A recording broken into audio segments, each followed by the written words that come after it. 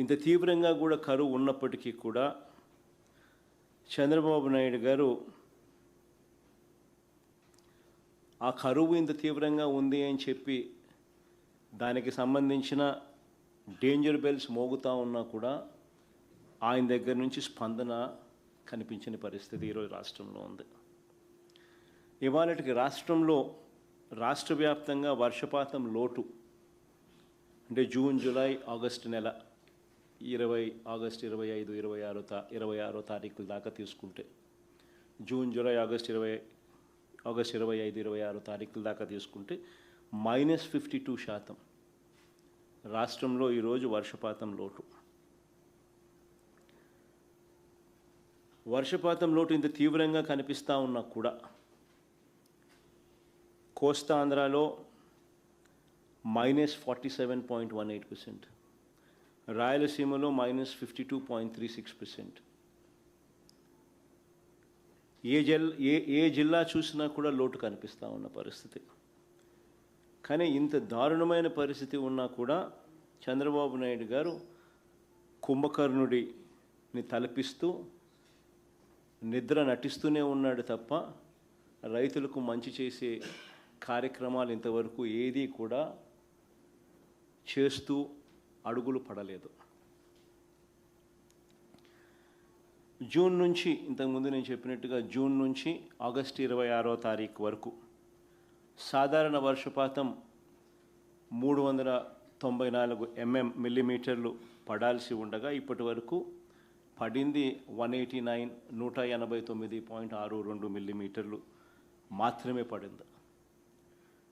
రాష్ట్రంలో 688 మండలాలు 688 మండలాలకు గాను 625 మండలాల్లో ఈరోజు లోటు వర్షపాతమే కనిపిస్తుంది. మళ్ళీ రిపీట్ చేస్తూ ఉన్నా, 688 మండలాలకు గాను రాష్ట్రంలో ఉన్న 688 మండలాలకు గాను 625 మండలాల్లో లోటు వర్షపాతమే కనిపిస్తుంది. అంటే 91% రాష్ట్రం లోటు వర్షపాతాన్ని ఎదుర్కొంటా ఉన్న పరిస్థితి ఈరోజు రాష్ట్రంలో ప్రస్ఫుటంగా కనిపిస్తూ ఉంది. 125 ఎఫెక్టెడ్ మండలాలు, లోటు మండలాలలో 434 మండలాలలో లోటు వర్షపాతం ఉంటే అంటే -19% కన్నా ఎక్కువ. మరో 191 మండలాలలో ఈ పరిస్థితి తీవ్ర లోటుగా ఉన్న పరిస్థితి మనం చూస్తూ ఉన్నాం. అంటే -19 నుంచి -59% దాకా.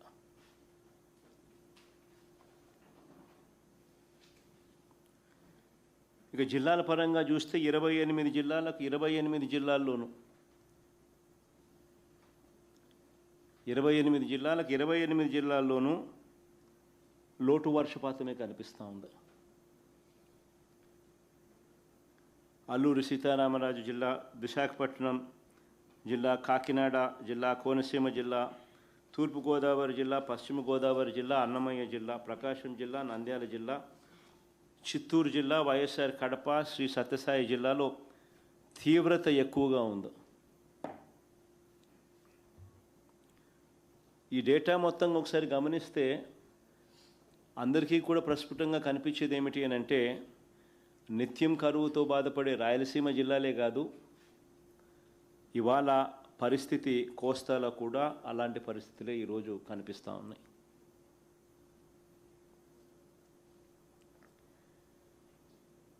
సరే, ఈ వెన్నుపోటు పార్టీ నాయకుడు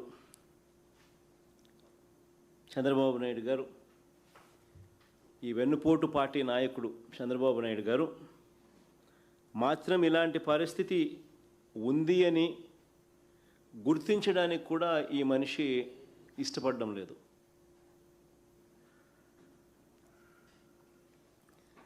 రైతులను, ప్రజలను ఆదుకోవడానికి ఏమాత్రం కూడా అడుగులు ముందుకు కూడా వేయడంలా.